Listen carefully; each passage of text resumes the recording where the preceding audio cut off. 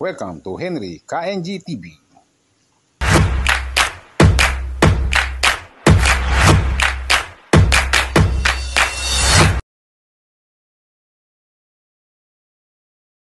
Yan. Good morning po. Ngayon po ay tayo sa school. Yan. Sa school po tayo. Ngayon po ay araw ng Lunes, umuulan. Wala po kasing pasok kasi nga po may bagyo. Ngayon nga po ay pumunta ako sa school. Dinala ko po yung mga tanim ko. Yan. Bali ano po, wala po akong payong. Hindi po ako nakapagdala ng payong. Kaya po yan ang gamit ko. Yan. Ang gamit ko po ay styro. Yung dragon fruit ko po dito, alanganin po yung hinog. Hindi pa siya hinog. May mga bunga pa po yung dragon fruit kasi konti na lang. Ngayon po ipipitas na lang ako ng talong. May mga talong po ako dito, may ilang piraso. Ilang piraso ng talong. Marami rin, panlaga po ito. Sarap na yan, pamlaga, pamprito. Yung mga bayabas ko po ay matagal pang maihinog po. Ang dami pong bayabas, ang lalaki. Pakita po sa inyo. Yan o. Yan, dami pong bayabas. Lahat po na may mga balot na yan, yan po ay bunga ng bayabas. Yan o. Ay, yan o. Basta na po ito, dragon fruit. Mga ilang araw po yan bago mahinog. Ngayon po ipipitas po ako ng talong habang mahina-hina pa yung ulan. Baka po kasi lumakas yung ulan hindi ko na mabipitas. Yan po. Ang ganda o. Akala ko po kasi hinog na. Hindi pa pala. Akala ko hinog na yung dragon fruit ko, hindi pa pala. Pero okay lang. Nadalaw ko yung school kasi nga walang pasok ngayon. Po, hindi pa natin pipitasin lahat.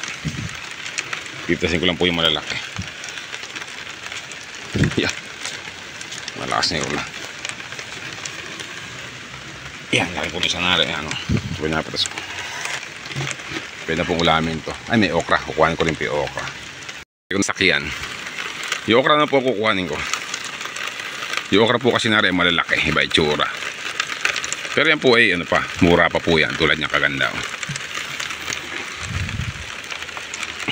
Yan, mura pa yan. Gusto ng mga anak ko yung okra. Yan. Ay, nalaglag na yung takip ko sa ulo. Tumatapok naman po tayo eh.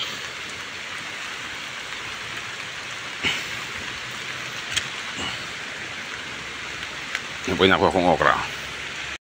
Nakuha kong gulay. Talong tsaka okra. Bali sa L300 nga po ako sumakay kasi nga po ayun po yung mga kalat ng ano ko kahapon. No? Galing po kami Cabanatuan kahapon. Inatid po namin anak kong panganay. Yan po may kalat pa sila dyan. Bali styro na yan. Talagyan po ito ng ano, isda ng anak ko. Bali yan po. Sasarap po muna natin ito. Yan po yung nakuha na po natin. Yan po medyo humihinto na yung ulan. Konti-konti alay ambon. Tignan po natin yung puso ng saging kung meron. Pag meron, kukuha po tayo. Pag mababa lang, pero pag mataas, hindi ko siya makukuha. Kasi nga po, wala akong dalang panungkit. Po, may hinig na bukas, may hinig na dragon fruit ko. Kasi pag umaraw to, hinig to lahat. Ayan po, may puso ng saging pala. Kaso nga lang, isa lang makukuha ko. Dahil wala akong dalang panungkit. Bali, ang andito po ay tatlo. Tatlong puso ng saging, hindi ko naman kasi mataas ito lang po isa maabot ko. Yung isa na hindi. Mataas na lang dalang panungkit. Sayang. Yun. Yari na naman ako nito. Yan na po. Puso ng saging nakakuha akong isa. Okay na to. Yan po yung mga bignay dito nahihinog na. At na yan po. Pagka yung bignay po ay kulay itim na. Yan po ay hinog na. Yan po. Matamis-tamis po na masim-masim. Masarap po ito. Yan po. Ang dami niyang bunga. Bali yung bignay ko po dito. Ay tanim ko po ito. Bali tatlong lugar siya. Isa, dalawa, tatlo. Pero hindi lang po kasi isang puno yan eh. Bawat isa po niyan mga tatlo o apat na puno. Tabi-tabi po yan. Kaya malago yan. Ito po yung bignay. Bignay o sa iba po ay bognay. Ang ganda o. Ang dami po niyang bunga. Ang puro bunga po yan. Yan po itim na yan. Hinog na yan. Matamis-tamis po na masim-masim. Pero pagka po talagang hinog na hinog, yan po ay matamis talaga. Iba'y lasa. Sarap. Masarap pong gawin juice yung bignay.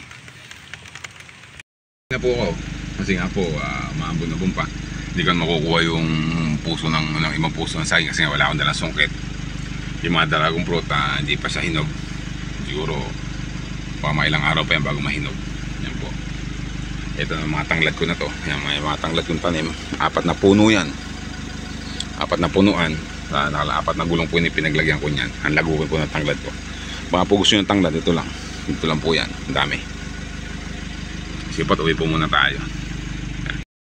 Ayan po, palabas na ako ng gate ng school. Bali, sinara ko lang yung gate. Para wala sinara ko lang yung gate. Labas na po tayo sa highway. Ito po yung sitwasyon ngayon dito sa amin sa San Isidro, Nueva Ecija. Walang pasok, maulan. Kaya po parang may signal number 1 po dito. Pero ganyan lang panuno ka naman po. Maraming salamat nga po at lumiis naman yung bagyo. Lumiis yung bagyo. Ayan po. Usahin ng highway. Ingat po sa mga tatamaan ng bagyo. Sa gawing Patanis po yata. Gawing Patanis at Cagayan. Ingat po kayo lahat dyan. E dito po sa Nueva Ecija, ito lang po yung sitwasyon. Ayan po, nandito tayo sa bahay. Ito yung nakuha kong talong at okra sa school. Ngayon po yung aking ipiprito to. Tapos nagpiprito po ako ng isda na alumahan yung tira. Ito naman po ngayon yung ipiprito ko. Talong at saka okra na masarap. Ito po yung maga namin. Sausaw po namin sa halubaybay. At saka suka. Napakasarap. The best. Ay patay yung halubaybay natin sa school, ano? Ano? Hindi na uwi. Sa school po yung ginisang halubaybay. Sariwang halubaybay lang po yung sasawsawan namin. Masarap din po yun. At saka sili. The best. Sausawan, kalamansi, sili at saka ginamos or halubaybay na napakasarap. Ayan po, luto na isda. Itong alumahan, itong okra, itong talong.